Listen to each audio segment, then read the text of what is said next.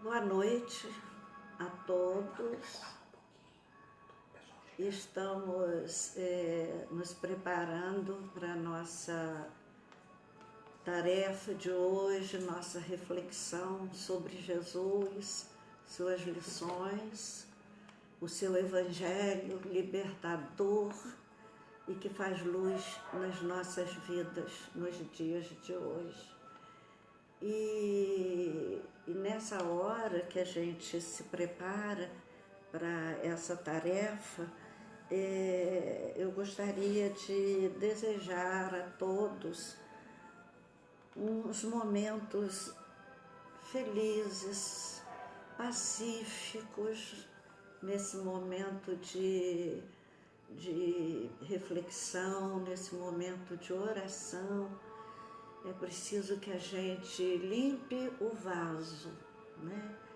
Fazer a limpeza do nosso vaso, porque se já estamos ligados ao Pai, desde esse momento, nessa preparação, porque naturalmente nosso vaso está se preparando para receber as bênçãos de mais alto.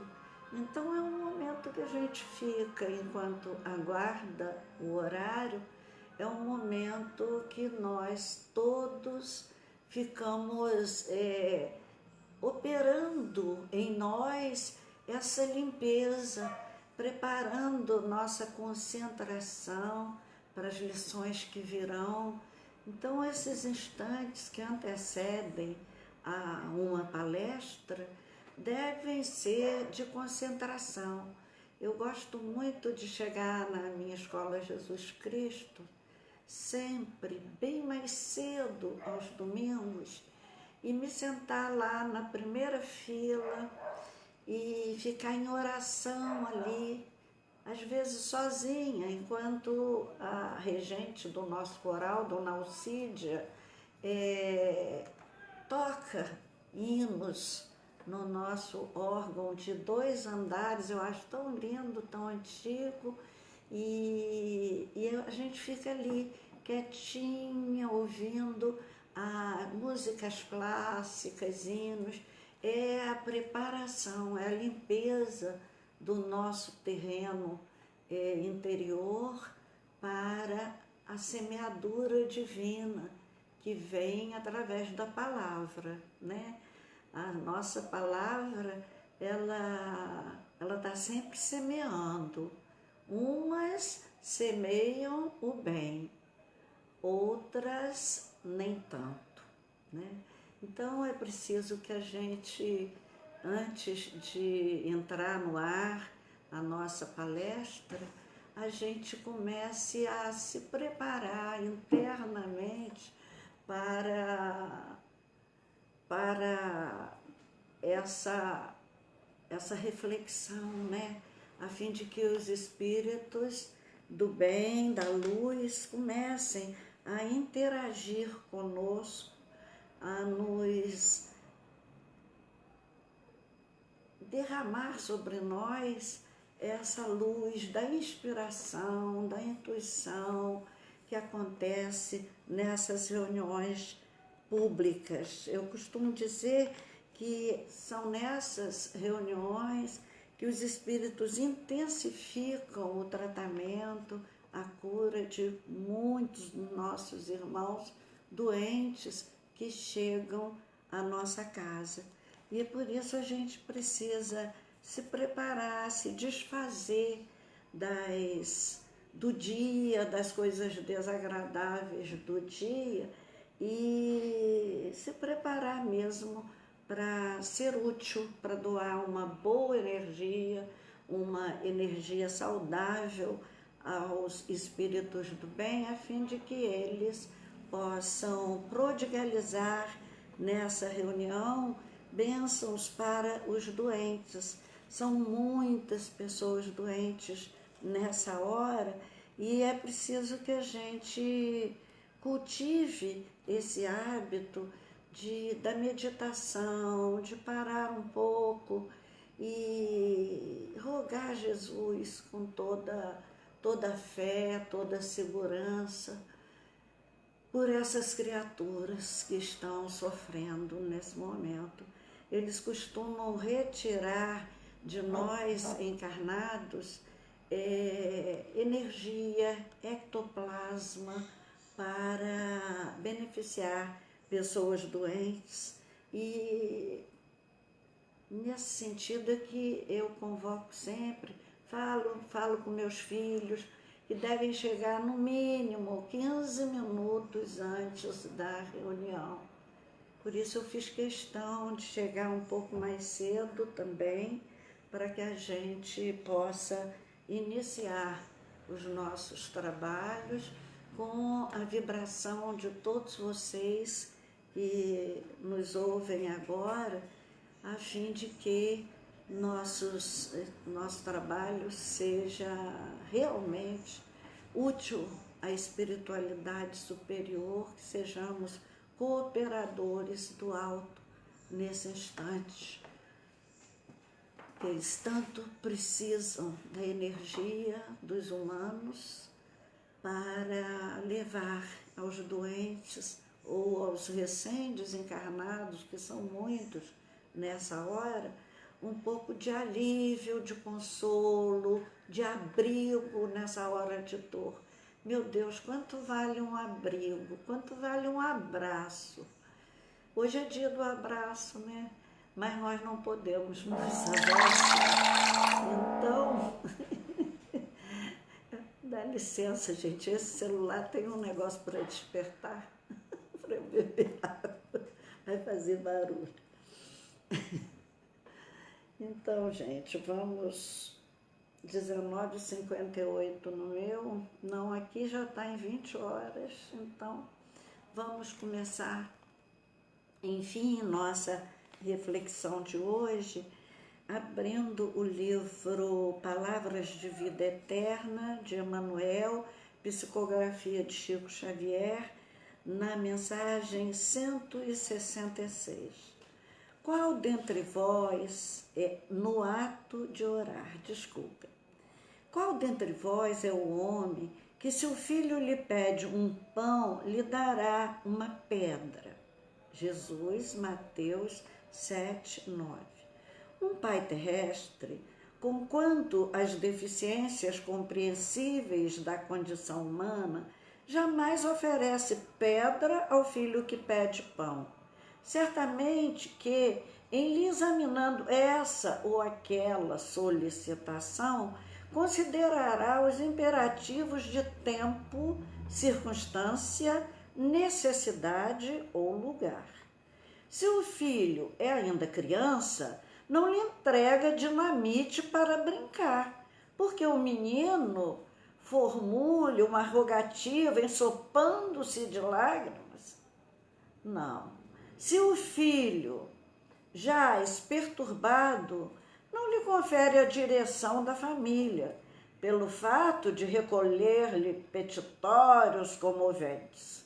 Se o filho, por várias vezes, deixou a casa em ruína, por desperdício delituoso, não lhe restituirá de pronto o governo dos assuntos domésticos, só pelo motivo de se ver rodeado de súplicas. E se o filho permanece atrasado no progresso escolar, não lhe autoriza regalos prolongados unicamente porque ele ouça enternecedores requerimentos. Em hipótese alguma, aniquilará as esperanças dos descendentes, mas, no interesse deles próprios, lhe considerar isso ou aquilo, consultando-lhe a conveniência e a segurança, até que se ergam ao nível da madureza, responsabilidade, merecimento e habilitação suscetíveis de lhes assegurar a liberdade de pedir o que desejem. Isso acontece aos pais terrenos. Desse modo, se experimentas desconfiança e inquietação no ato de orar, simplesmente porque choras e sofres, lembra-te da compaixão e do discernimento que já presidem o lar humano e não descreias da perfeita e infinita misericórdia do Pai Celestial. Vamos orar.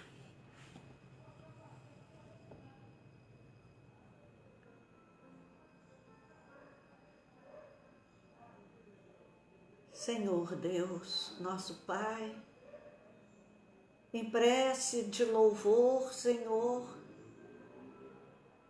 queremos nesta hora pensar em Ti, sentir-te a misericórdia pura, doce, solícita sempre, com todos os Teus filhos, com toda a humanidade, nessa hora em que tantos sofrem. Por isso, meu Pai, vimos também te pedir por todos que nesta hora derramam lágrimas, pelos entes que se vão, pela saudade nos que ficam, pelo sonho do abraço que chegará um dia, pela alegria de ter o Evangelho de Jesus para amenizar nossos sofrimentos. Ah, Pai generoso, recebe a nossa súplica, os nossos louvores e, sobretudo, Senhor, a nossa gratidão por todo esse momento que nós vivemos, para a nossa renovação, para a mudança que precisa ser operada no caráter de cada um de nós, seres humanos, por quem seu Filho Jesus Cristo tanto se sacrificou. Abençoa-nos, meu Deus, e seja conosco nesta hora de reflexão sobre o seu Evangelho, meu Jesus, tão amado, tão querido por todos nós. Que assim seja.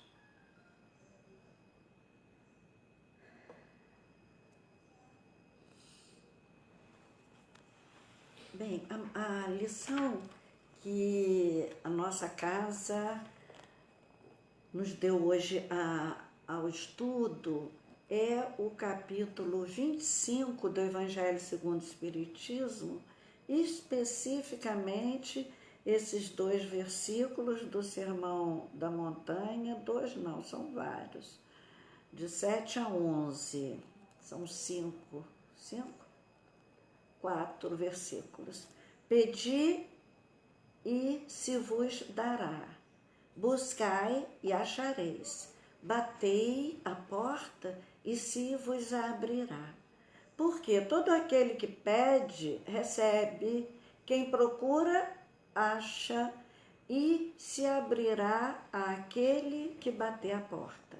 Também qual é o homem dentre vós que dá uma pedra ao filho quando lhe pede pão? Ou se lhe pede um peixe, lhe dá uma serpente?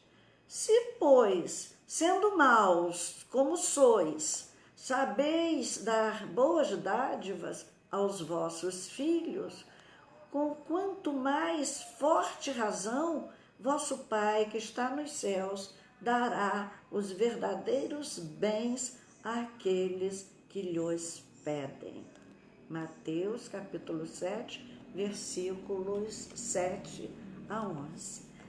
Essa nós já comentamos aqui na página que abrimos de Emmanuel, já bem falou nessa dádiva, ou seja, que tem que se esperar maturidade para que as pessoas recebam determinadas dádivas. Então, esses versículos vêm numa boa hora para nós, porque eles vêm para nos induzir à oração. Caem bem agora nessa hora de isolamento social.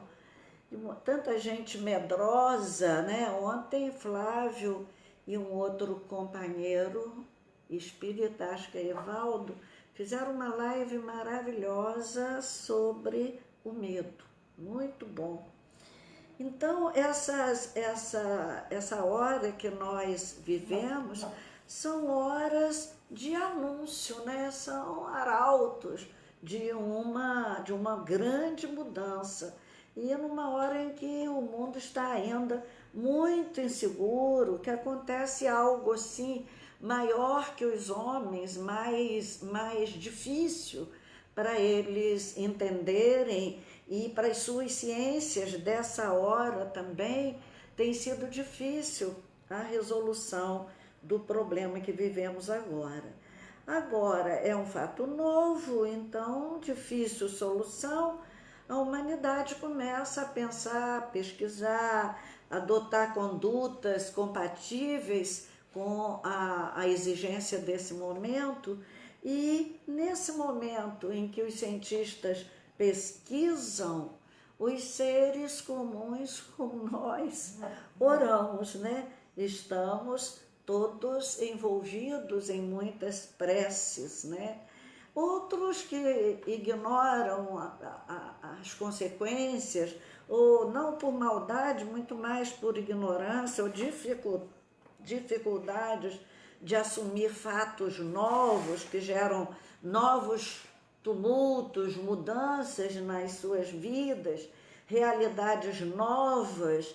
Então é difícil para eles, que já têm suas vidas tumultuadas por tantas coisas, ter esse entendimento das necessidades desse tempo, porque é tempo de oração, é tempo de muita oração. Com a sua prática de orar, Jesus nos ensinou muitas coisas e muitos estão agora aprendendo na necessidade de orar, aprendem a se relacionarem com o mais alto, se relacionarem com o Criador. Então, eu recebi outro dia uma mídia dessa aí, e dizia que nunca se viu tanta igreja vazia e tantos lares em oração, realmente. Muitas famílias voltaram à prática da oração às 6 da tarde, que era tão bonito na minha infância. Como eu achava lindo passar na rua e estar ouvindo a Ave Maria pela rua inteira, porque todas as casas entravam em oração às 6 da tarde. Então, nessa hora, muita gente, eu conheço particularmente muitas famílias que estão fazendo a oração das 6 horas, né? Unidos assim, virtualmente, e continuam a sua prática, voltam à sua prática da oração. Mas isso porque Jesus nos ensinou, indicou para nós a força e o poder contido na oração e nos ensinou a orar. Além de falar para nós e mostrar e demonstrar para todos nós, como nós vamos ver agora nessa reflexão, os benefícios que a prece prodigaliza, onde existe realmente fé. Então, essa fé é que nos leva a fazer o que Jesus nos ensinou no Sermão do Monte: pedir, buscar, bater. São 3 ações coordenadas, é uma coordenada à outra. São 3 fatores preliminares de uma prece, para que essa prece realmente chegue a instâncias vibratórias bem mais altas. A gente vê que aqui muitos pais idosos são abandonados pelos filhos em asilos. Deixam lá, uns voltam de vez em quando, fazem uma visitinha, outros nunca mais procuram. E lá eles ficam com aquela saudade do lar, dos filhos, com aquelas lembranças que ocorrem na nossa velhice, que parece que a vida da gente vai repassando.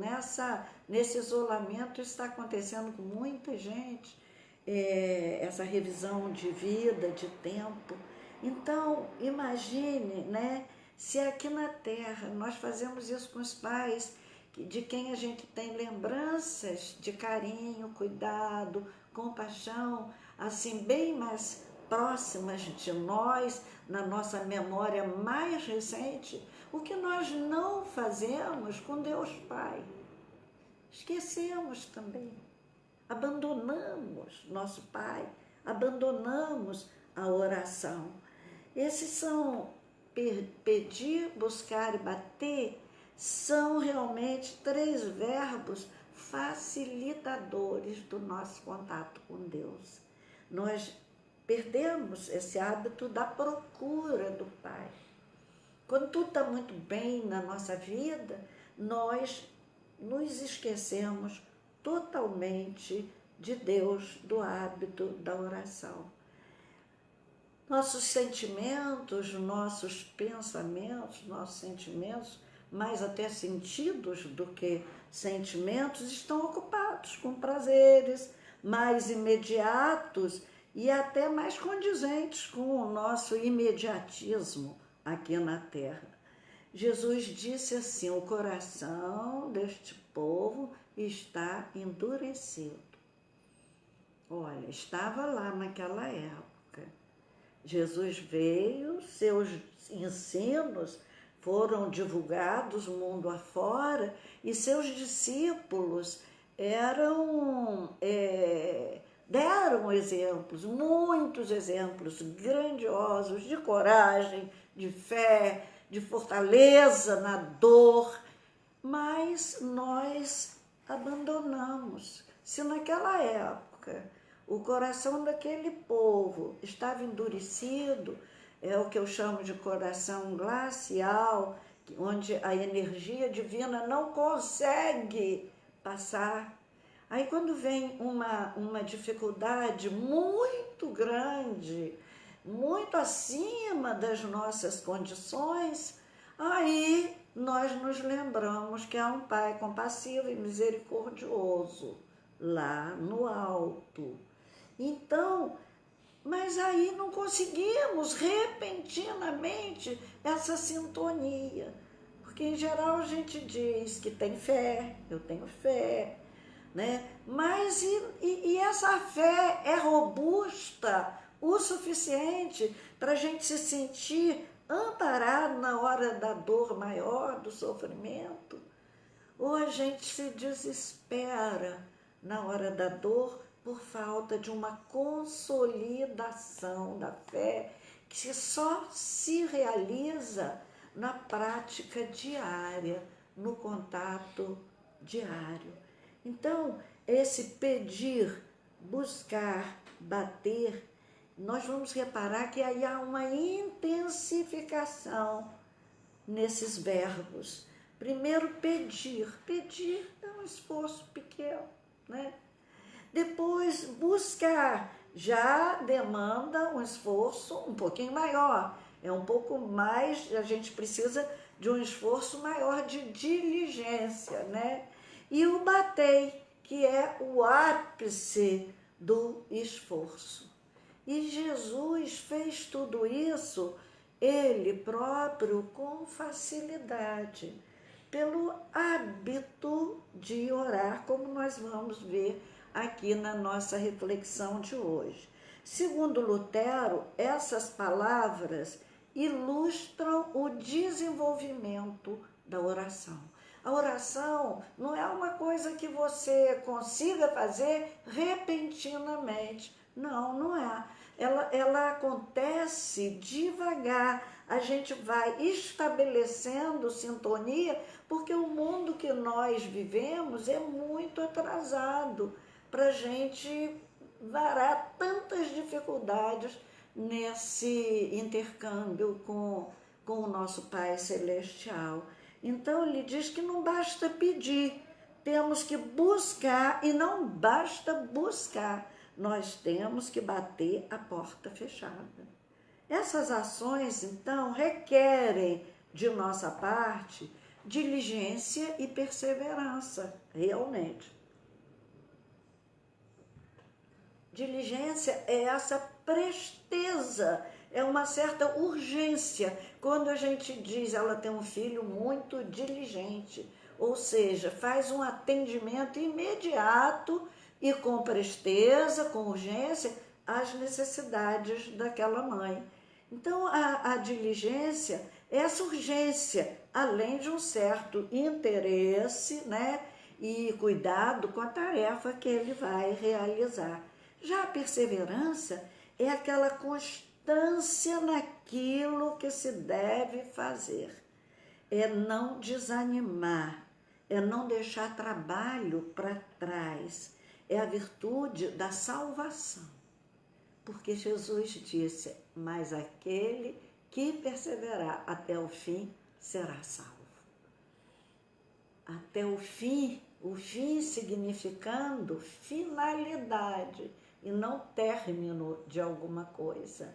O fim até que cheguemos ao nosso objetivo, ao objetivo do nosso trabalho, da nossa vida.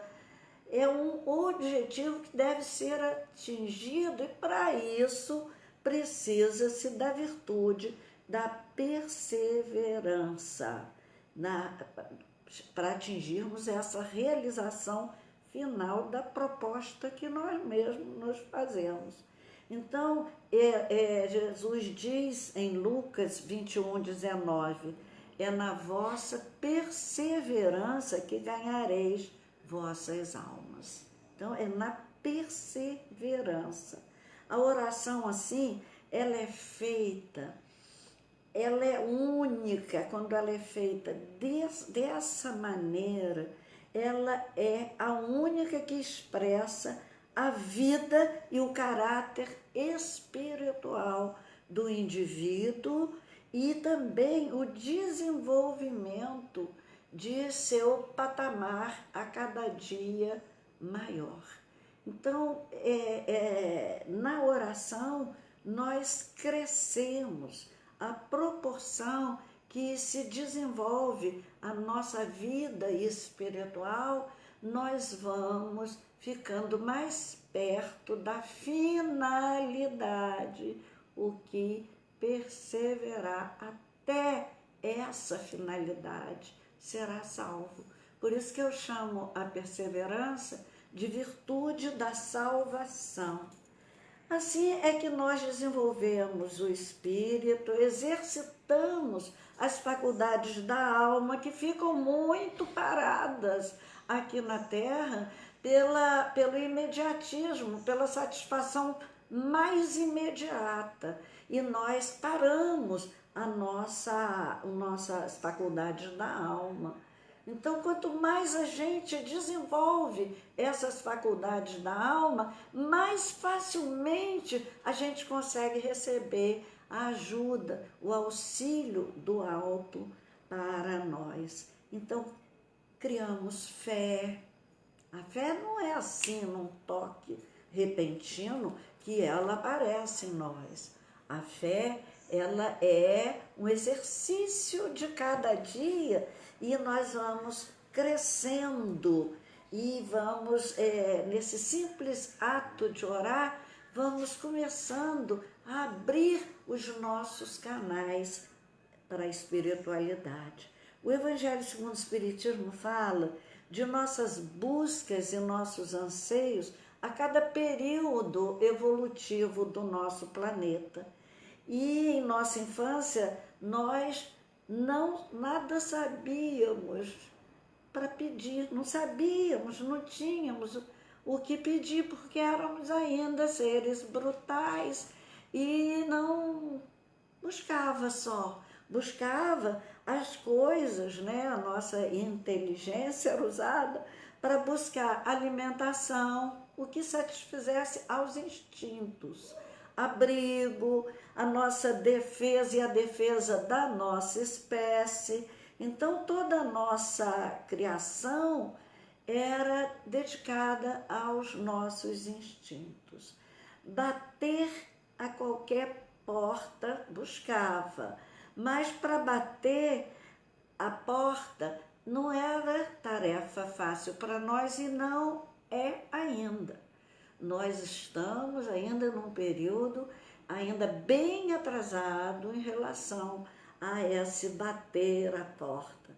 Mais tarde, né, a humanidade, com o movimento dos astros, a beleza que eles desfrutavam naquela época, um céu estrelado, né, as matas, tudo aquilo intui na raça humana, porque essa é uma lei natural, né?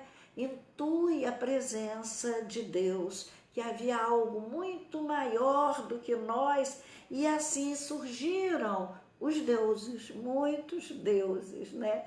E o Evangelho segundo o Espiritismo diz assim: mas Deus deu ao homem mais que aos animais, deu-nos o desejo do melhor, deu-nos o desejo de melhorar, descobrindo, criando, inventando. E assim, nessas pesquisas, também fomos desenvolvendo o nosso lado moral, e ele foi se depurando, e as necessidades espirituais foram se sucedendo àquelas necessidades instintivas, orgânicas daquele tempo. Então sentimos necessidade de alimento espiritual.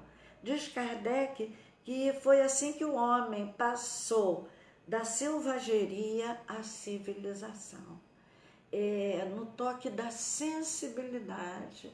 A beleza tem uma função muito grande na nossa vida. Diz Leon Denis que é o ideal total, o ápice, né? A beleza moral, a beleza física também, a beleza espiritual. O homem busca, o ser humano busca a beleza. E diz assim Kardec: se Deus houvesse isentado o homem do trabalho, do corpo, seus membros estariam atrofiados. Se houvesse isentado do trabalho da inteligência, seu espírito teria permanecido na infância, no estado de instinto animal. Por isso fez do trabalho uma necessidade, nunca um castigo. Eu lembro de ouvir muito nas aulinhas de uma escola protestante que eu frequentei na minha alfabetização, e que eu ouvia dizer que porque o homem desobedeceu a Deus, aí Deus deu trabalho a ele: ganharás o teu pão com o suor do teu rosto. Como se isso fosse um castigo e não uma possibilidade feliz de crescimento de todo ser humano na Terra, né? Então nós sentimos necessidade desse alimento espiritual, e é isso que ainda nos move, que nós ainda sentimos esse pedir, buscar, bater, esforço constante que nos chega ao conhecimento numa fase de maioridade nossa. Segundo Emmanuel, a vinda de Jesus à Terra marca a maioridade da comunidade terrestre. Então, é uma hora de maturidade. Foi que nós aprendemos que precisamos pedir, buscar, bater, né? E os discípulos de Jesus, viam-no a orar muito, sempre ao amanhecer, e a ele, madrugada, subia o monte para orar. Subiram o monte, olha o esforço de quem ia bater a porta, ia descerrar as portas de sua consciência para o mais alto. Então, nessa hora, Jesus buscava um lugar solitário, calmo, tranquilo, e fazia isso ao entardecer também. Há um versículo lindo no Evangelho que diz assim: e ao cair da tarde, lá estava ele, só. Então, eu adoro esse versículo, eu acho de uma beleza, de uma poesia, porque só nunca Jesus estaria, né? Muitos anjos com ele, mas só na terra, na relação com os homens, muito só com o entendimento precário ainda dos homens a respeito dele e da tarefa que lhe cabia aqui na terra. Então, ele já sabia bater a porta do coração paternal, mas estava sempre aberta ao seu reabastecimento espiritual para nos suportar, né? E os seus discípulos viam-no orar tanto que pediram a ele: Mestre, ensina-nos a orar. E aí que surge o Pai Nosso, que só o Pai Nosso daria uma palestra, mas que traz em si uma curiosidade a respeito do pedir, que fala em pedir para o presente, pelo passado e para o futuro. Então, ele diz, santificado seja o seu nome, faz o louvor de abertura. O pão nosso de cada dia dá-nos hoje. Esse é o presente. Que Chico Xavier dizia que pede o pão, mas depois quer a manteiga, quer o presunto, quer o queijo. Mas é o pão nosso de cada dia, não é para acumular. Perdoa as nossas dívidas. Dívidas se refere ao passado. A gente não vai pedir perdão por antecipação. A gente pede perdão para os erros que já foram cometidos. Perdoa, Pai, as nossas dívidas, assim como perdoamos aos nossos devedores. E não nos deixes cair em tentação. É o nosso pedido para o futuro. Então, no Pai Nosso, ele então nos ensina a pedir. E a nossa relação com a oração vem desde os egípcios, que tinham, acreditavam até que certos rituais facilitavam essa ligação com o alto. Os rituais surgiram por ausência desse mecanismo puro de elevação, nós mesmos, sozinhos com o nosso Pai. Muita gente ainda tem necessidade de ritual, enquanto as pessoas tiverem necessidade vão usando seus rituais, mas nós espíritas temos uma visão diferente. Isso é um exercício que nós precisamos fazer sempre de abertura de nossa consciência. E depois nós vimos também os hebreus, né? As preces de fervor, a confiança absoluta em Deus, porque foi um povo admirável nesse âmbito de coragem e de fé, a ponto de receberem até maná no deserto, né? Então enfrentaram chuva, sol, ventania, carregando seus trapos, sua pobreza, enrolados sempre nas cobertas das esperanças que mantinham em relação ao atendimento do Pai às suas solicitações. Então, com essa esperança, né, nos tempos novos, na nova terra onde eles iriam habitar. Também foi um exemplo de fé e de oração esse povo. E também nós vivemos essa mesma situação, né? Essa esperança na terra renovada. Então, assim, Deus até se manifestou, eles receberam o decálogo, né? Eles começaram a sentir a presença de Deus a partir do decálogo, onde Deus se apresenta ao homem, né? Eu sou o Senhor, teu Deus.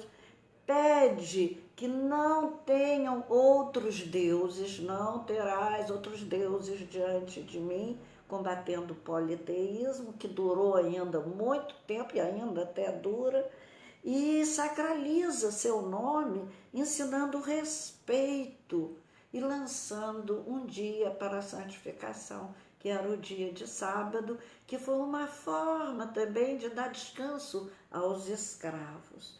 Então, esse povo imaturo trocou esse respeito pelo medo. E daí essa visão de Deus se vinga. Essa visão que fala na ira de Deus, né? Enfim, nós vemos a ação de Jesus, né? Já noutra fase do nosso progresso evolutivo, Jesus, no Novo Testamento, nós vamos ver então a aurora da humanidade nascendo com Jesus, quando Jesus vem à Terra e nos oferece os meios de comunicação com Deus Pai. Dentre outras coisas, ele nos faz uns alertas de como a oração deve acontecer. Orar em secreto. Não sejais como os hipócritas que gostam de orar em pé nas sinagogas e nos cantos das praças para serem vistos pelos homens.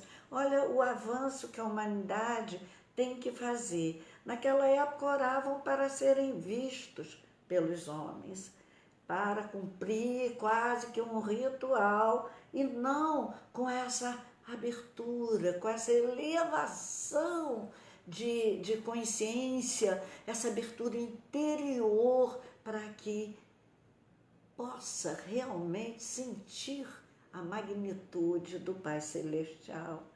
Ensinou Jesus também a buscar o silêncio, a solidão, como ele fazia. Entra no seu quarto e, trancada a porta, ora ao seu Pai que está em segredo, ora ao teu Pai que vê em segredo e por isso te recompensará. Então ele ensina a uma oração completamente diferente, daquele alarido nas esquinas, é uma volta para dentro de nós mesmos. Ensina também a não usar muitas palavras e repetições. Os gentios faziam muitas repetições nas orações. E Jesus pede, não useis muitas palavras. Oração de simplicidade, de sinceridade. Deus sabe o de que necessitais antes de lhes pedires. Pediu também que orasse perdoando. Quando ia fazer a oferenda diante do altar, no templo, era uma hora máxima de sua oração, de sua ligação com Deus. E nessa hora da oferenda, Jesus disse, se fores fazer a tua oferenda no altar, e aí te lembrares que o teu irmão tem alguma coisa contra ti, deixa a tua oferenda no altar. Volta e vai reconciliar com teu irmão e depois vem depor a sua oferenda. As oferendas, a nossa prece é a nossa oferenda a Deus. Uma prece de quem não perdoa, uma prece de um coração cheio de mágoa, cheio de ódio das criaturas. É difícil essa pessoa se libertar disso e fazer realmente uma prece da profundidade de sua alma. Então, pedir, buscar, bater, o que pedir, né? Qual de vós é o pai? Foi a lição que nós abrimos. Se seu filho pedir pão, lhe dará uma serpente, lhe dará uma pedra. E se pedir um peixe, lhe dará uma serpente. Então, Deus vai dar sempre o melhor para nós, mesmo que nós ainda não tenhamos maturidade para identificar naquela dádiva o que nós precisamos, como é o caso do filho aqui, que Emmanuel fala, que chora, que suplica, e o pai não pode dar, porque não tem ainda, não está nas circunstâncias corretas, no tempo certo de receber aquele tipo de dádiva. Ele diz que um pai vai considerar esses imperativos: tempo, circunstâncias, necessidades e lugar. Então, nem sempre o que nós pedimos a Deus é o melhor para nós. Meu Deus, se Deus me atendesse a cada pedido que fiz nas mais diferentes fases da minha vida, minha adolescência, se a gente pedisse, se Deus nos atendesse, gente, era muita crueldade, porque a cada época a gente quer uma coisa, mas Ele é o Pai realmente que não dá pedra ao filho que pede pão. Então, nesse caso, nós vemos no Livro dos Espíritos, a gente vê agora a nossa forma espírita. Na lei de adoração, que é a segunda das leis naturais abordadas no Livro dos Espíritos, é a lei de adoração. 651, a questão: houve povos desprovidos de todo do sentimento de adoração? Não, porque jamais houve povos ateus. Todos compreendem que acima deles há um ser supremo. Isso era a intuição natural de todos os povos que habitam o planeta. Isso marca o nosso processo evolutivo. Nós sabemos, hoje nós temos ainda uma necessidade de aprender a nos relacionar com Deus. Pergunta 659, qual é o caráter geral da prece? A prece é um ato de adoração. Orar a Deus é pensar nele, é aproximar-se dele, é pôr-se em comunicação com ele. Pela prece podemos fazer 3 coisas: louvar, pedir e agradecer. No livro Nos Domínios da Mediunidade, no capítulo 1, nós aprendemos a importância da capacidade que o homem tem, que os animais não têm, de imaginar. Capacidade de imaginação. Porque diz assim: nossa mente é núcleo de forças inteligentes, gerando plasma sutil que, a exteriorizar-se, oferece recursos de objetividade às figuras de nossa imaginação, sob o comando dos nossos próprios desígnios. Então, quando oramos e imaginamos, eu gosto sempre, quando eu tenho dificuldade de concentração, eu faço cenários de Jesus na terra. Uma hora é Jesus orando no alto do monte, num outro momento eu gosto muito da imagem de Jesus vindo, andando sobre as águas, gosto muito dessa imagem de Jesus, acho assim que fortalece em nós a fé, a confiança de que Ele está sempre vindo, Ele nunca está se afastando de nós. Então, nós imaginamos, e na medida que nós imaginamos, a cena que criamos, ela é jogada para o exterior. Então, essa imaginação, ela é viva, ela é uma forma viva. E isso, como há para o bem, e a gente se cerca de espíritos que vibram nessa faixa, que amam a Jesus. Quando nós usamos a nossa imaginação para isso, nós nos cercamos, e esses espíritos não só nos beneficiam com a sua simples presença, como também esses anjos de amor, eles socorrem outras pessoas com essa vibração. Mas se a gente vibra sentimentos ruins, lembranças tristes, situações dolorosas, que nós estamos vendo aí geral na vida, enchendo as TVs, nos enchendo de quadros dolorosos, nós também projetamos isso. E isso também se estende.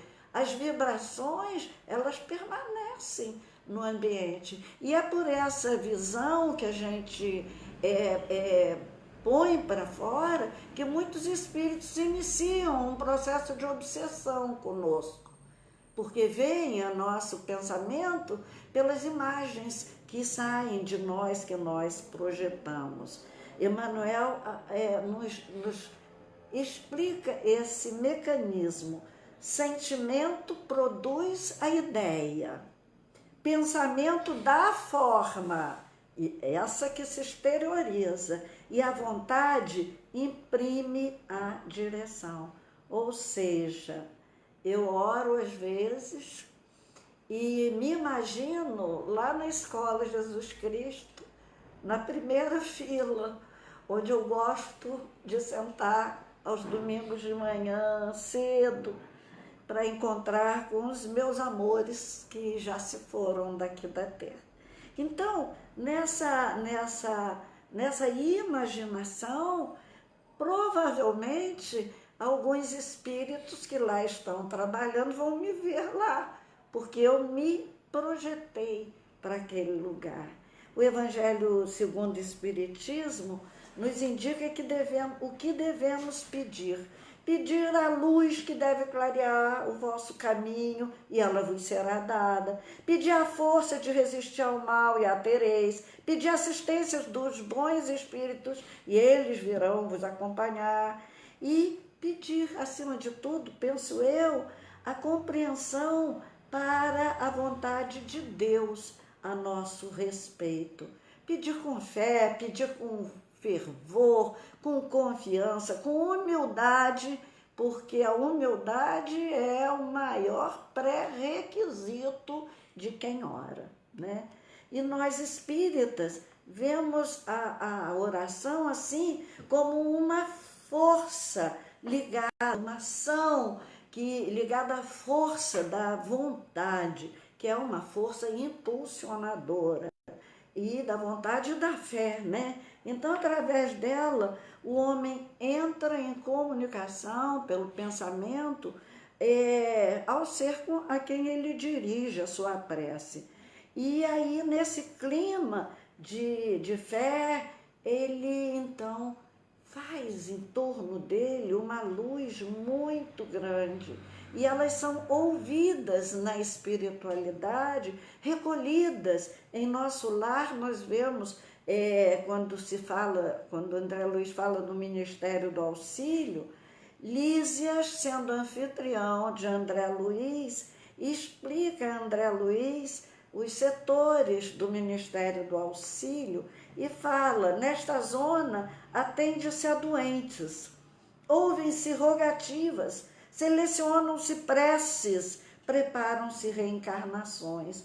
Então fala na seleção das preces, as preces que podem ser atendidas, as preces que precisam esperar algum tempo. Então, nesses exemplos que nós temos no Evangelho, de Jesus orando, Jesus orou por Simão Pedro. Olha o que é a maturidade para receber as benesses de uma prece. Jesus orou por Simão, avisou a Simão: Simão, Simão, eis que Satanás vos reclamou para vos peneirar como trigo. Eu, porém, roguei ao Pai para que a sua fé não desfaleça. Jesus orou por Pedro, mas Pedro ainda não estava na sua maturidade maior, e Pedro nega Jesus. Mas com isso a lição amarga, diz o evangelista, que quando Jesus olha para o olhar de Pedro, Pedro se desconcerta e o galo canta pela terceira vez, e ali ele chorou amargamente. Então, muitas vezes, a pessoa que ora a Deus ainda precisa de prantos amargos para que ela receba aquele benefício. Pedro vem a ser a pedra sobre a qual Jesus ergueria a sua igreja, né? Depois dessa prece de Jesus, que ele ainda não conseguia atender, né? Que Deus ainda não podia atender. Então, por isso, deve ser desenvolvido o hábito da oração na criança, desde pequena, o hábito de orar com as crianças. A prece de uma criança comove tantos trabalhadores de Jesus, a nós nos comove, imagina os bons, né? Então, com a prece, a gente atrai esse auxílio dos benfeitores pelos canais da intuição, da inspiração, né? Esses exemplos de força da oração a gente vê em vários momentos no Evangelho. Quando Zacarias entra e vai fazer seu trabalho no templo, as pessoas ficam do lado de fora em oração. E ali o povo, uma prece coletiva, traz do alto um anjo a João Batista. João e Jesus oraram ao Divino Espírito Santo e ele vem em forma de pomba no batismo de Jesus. Jesus ora com os seus 3 discípulos no Monte Tabor e acontece a materialização de Moisés, Elias e a transfiguração luminosa de Jesus. Orou na cruz, Pai, perdoa-lhes, e nesse momento tudo aconteceu, uma tempestade. Isso é uma força incontrolável da oração. Após a morte de Jesus, também seus discípulos oraram e moveu-se o lugar onde eles estavam. Também Paulo e Silas cantando hinos lá no presídio onde estavam. Nesse momento, treme, há um terremoto só ali naquele lugar. É uma cena linda que até convertem o carcereiro. Então, essas orações que a gente está fazendo hoje é a chamada oração nas dificuldades. Essas orações também têm uma resposta muito grande, porque Jesus nos ensinou, quando estava naquele momento no Monte das Oliveiras, pouco antes de Judas chegar com os soldados para prendê-lo, ele pede ajuda aos discípulos, humildemente, e os discípulos não conseguem ficar acordados velando com ele. E ele diz a razão porque ele pedia as orações dos companheiros. Minha alma está triste até a morte. E aí diz o texto do evangelista, maior a agonia, orava mais intensamente. É essa a condição nossa nessa hora. Maior a agonia, orar mais intensamente. Não é orar mais, orar toda hora. É orar com intensidade de espírito, com essa oração fervorosa que nós aprendemos no Evangelho, capaz de mobilizar, né, forças até materiais naquela hora. Então, Jesus ia ao templo todo dia, orava todo dia, orava de tarde e de noite, orava antes das grandes decisões, passou uma noite inteira orando antes de escolher os seus discípulos. É uma outra lição. Antes de tomar qualquer decisão, grande na nossa vida, entremos em oração e peçamos a ajuda do alto. Oração que cura, né? Nós vamos ver em Missionários da Luz, no capítulo 6, os raios divinos expedidos pela oração santificadora convertem-se em fatores adiantados de cooperação eficiente e definitiva na cura do corpo, na renovação da alma e iluminação da consciência. Meu Deus, isso é muito mais importante até do que a cura do corpo. Toda a prece elevada é manancial de magnetismo criador e vivificante. E toda criatura que cultiva a oração com o devido equilíbrio de sentimento transforma-se gradativamente em foco radiante de energia divina. Então a prece é vibração, é poder. A criatura que ora mobiliza as próprias forças e aí essa criatura que ora realiza um trabalho de inexprimível significação. Claro que a cada um é dado segundo as suas obras, né? Nós já aprendemos, não dá pedra ao filho que pede pão. Então, nesse caso, a energia do amor que nós emitimos vai assegurar à criatura melhores possibilidades de autorreajustamento, porque o amor consola, instrui, ameniza, levanta, recupera e redime. É o que nos diz André Luiz no capítulo 15 de Evolução em Dois Mundos. Daí resulta, então, o impositivo da vigilância sobre a nossa própria orientação, de vez que somente a conduta reta sustenta o reto pensamento. Só pensamos bem se a gente começar a se inserir num nível, numa vibração mais alta. Por isso diz Tiago que a prece feita por um justo pode muito em seus efeitos. Essa necessidade que nós temos de oração é também benefício de nosso corpo, de nosso perispírito, de nossos espíritos. E nós deixamos essa vibração nas paredes da nossa casa, nos lugares por onde nós passamos, largamos o nosso pensamento.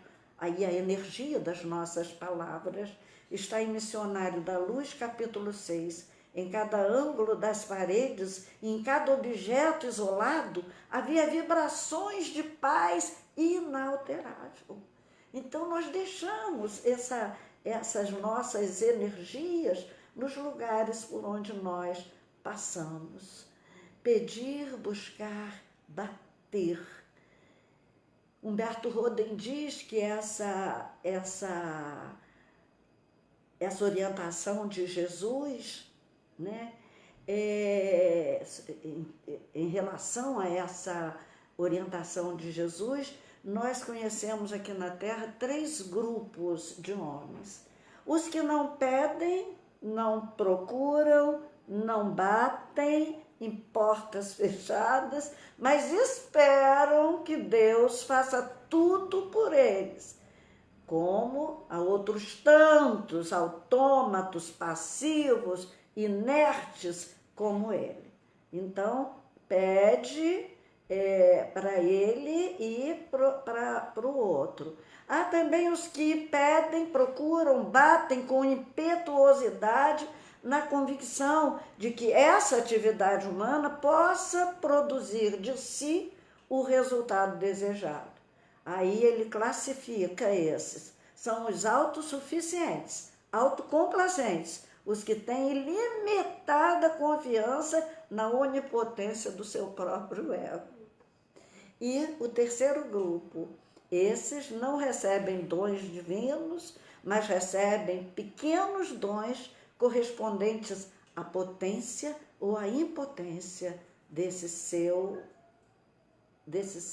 ego humano.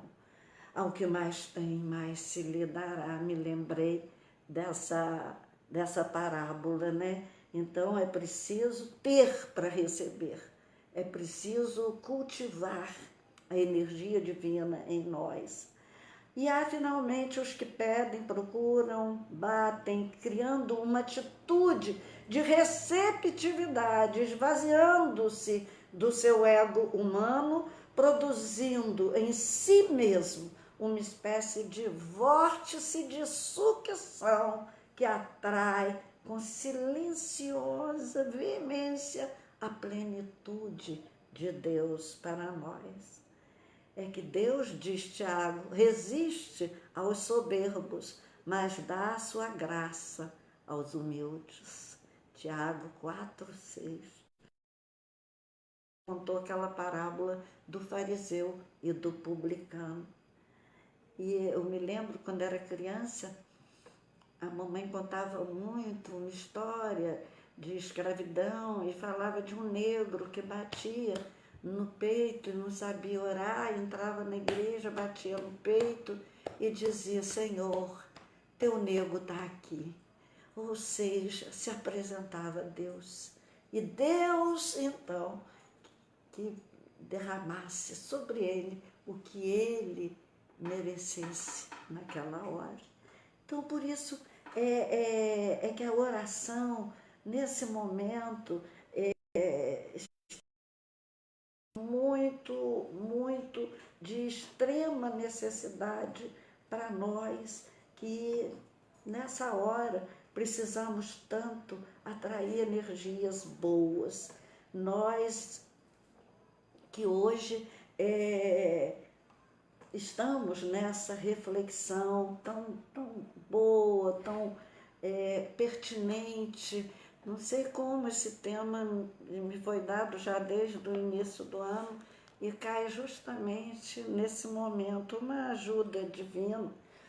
Então, eu gosto de um soneto de Amaral Ornelas que eu vou deixar como reflexão maior para o coração dos senhores que nos ouvem, que estão agora dentro da nossa escola de Jesus Cristo. E esse poema é o próprio pedir, buscar, bater. Mostra justamente essa gradação, essa gradativa elevação que a prece nos conduz. E diz assim: a princípio é um rumor do coração que clama, asa leve a ruflar da alma que anseia e chora. Depois é como um círio hesitante da aurora, convertendo-se após em resplandente chama. Então, ei-la a vibrar como estrela sonora, e a prece a refulgir por milagrosa flama. Glória de quem confia e poder de quem ama, por mensagem solar cingindo os céus afora.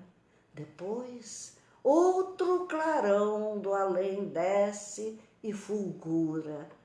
É a resposta divina aos olhos da criatura, trazendo paz e amor em fúlgidos rastilhos.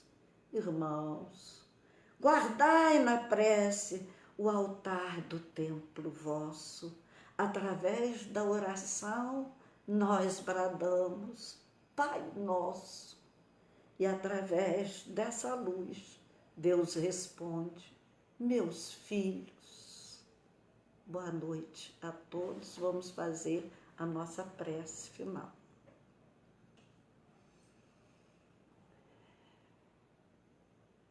Senhor Deus, grande Criador, Pai de luz, de amor, de compaixão, nessa hora, Senhor, vimos te agradecer pelas bênçãos das reflexões que pudemos fazer e te rogar a tua paz, a tua luz, a tua compaixão para todos os que sofrem nesse instante. Abençoar a todos nós que estamos aqui reunidos em teu nome, a todos os lares conectados essa hora com a nossa escola.